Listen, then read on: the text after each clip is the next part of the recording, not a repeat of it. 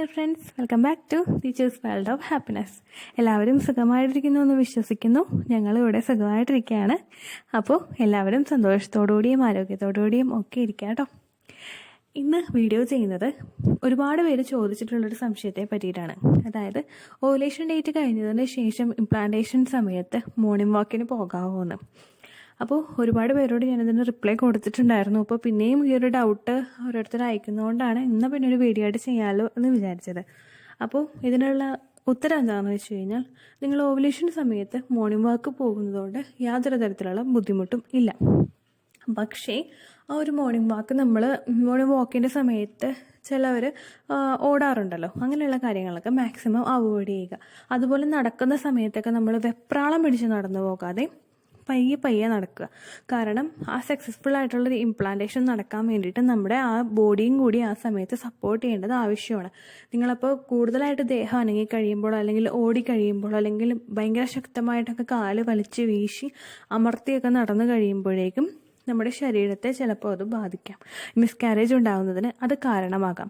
അപ്പോൾ നിങ്ങളിൽ ഓവുലേഷൻ നടക്കുന്നൊരു സമയം, ഓവുലേഷൻ കഴിഞ്ഞ് കുറച്ച് സമയത്തേക്ക് നിങ്ങൾ മോർണിംഗ് വാക്ക് പോകുമ്പോഴേക്കും ഈ കാര്യങ്ങളും കൂടി ഉറപ്പുവരുത്തുക. ധൃതി പിടിച്ച് സ്പീഡിൽ നല്ലോണം ശക്തിയിൽ നടന്നു പോകാതെ പയ്യെ, അതായത് നോർമൽ സ്പീഡിൽ നമ്മൾ നടക്കില്ല, നോർമലി നമ്മൾ നടക്കുന്ന പോലെ നടന്നു പോവുക.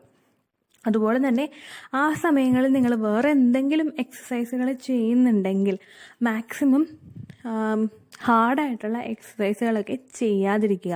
എപ്പോഴും ലൈറ്റായിട്ടുള്ള എക്സസൈസുകൾ മാത്രം നിങ്ങൾ ചെയ്ത് തുടങ്ങുക. അതുപോലെ തന്നെ പ്രഗ്നൻ്റ് ആണ് എന്നറിയുമ്പോൾ പ്രഗ്നൻസിക്ക് ട്രൈ ചെയ്യുന്നവർ പ്രഗ്നൻ്റ് ആയിട്ടുള്ളവർ ചെയ്യാൻ കഴിയുന്ന എക്സസൈസുകളൊക്കെ ഒരുപാടുണ്ടല്ലോ. അതിൻ്റെ ലിങ്കൊക്കെ യൂട്യൂബിൽ ഒരുപാടുണ്ടാകും. പ്രഗ്നൻ്റ് ആയിട്ടുള്ളവർ ചെയ്യാൻ കഴിയുന്ന യോഗ അതുപോലെ എക്സസൈസുകളൊക്കെ ഉണ്ടാകും. അങ്ങനെയുള്ള എക്സസൈസുകൾ മാത്രം ചെയ്യുക. അപ്പോൾ മോർണിംഗ് വാക്കിന് നിങ്ങൾ പോകുന്നുണ്ടെങ്കിൽ നിങ്ങൾ നിങ്ങളുടെ ശരീരം ശ്രദ്ധിക്കുക. കൂടുതലായിട്ട് ഓടുകയോ അല്ലെങ്കിൽ കൂടുതലായിട്ട് അമർത്തി പിടിച്ച് നടക്കുക. ചിലരൊക്കെ ഷൂ ഒക്കെ ഇട്ട് ഭയങ്കര ഹാർഡായിട്ടൊക്കെ നടന്നു പോകില്ലേ, അങ്ങനെയൊന്നും ചെയ്യരുത്. നോർമലി നിങ്ങൾ നടക്കുന്നത് പോലെ തന്നെ നടക്കുക. മോർണിംഗ് വാക്കും നിങ്ങൾ അതിൻ്റെതായിട്ടുള്ള രീതിയിൽ ചെയ്ത് കഴിഞ്ഞാൽ ഒരിക്കലും നിങ്ങളുടെ ശരീരത്തെ ഹാംഫുള്ളായിട്ട് എഫക്റ്റ് ചെയ്യില്ല. കാരണം നമ്മളൊക്കെ നടക്കുന്നവരാണല്ലോ. ഓവുലേഷൻ ടൈം ആണെന്ന് വിചാരിച്ച് നടക്കരുതെന്ന് പറഞ്ഞ് ബെഡ് റെസ്റ്റ് എടുക്കാനായിട്ട് നമ്മളെ കൊണ്ട് ഒട്ടും സാധിക്കില്ല. അപ്പോൾ ആ ഒരു കാര്യം ശ്രദ്ധിക്കുക.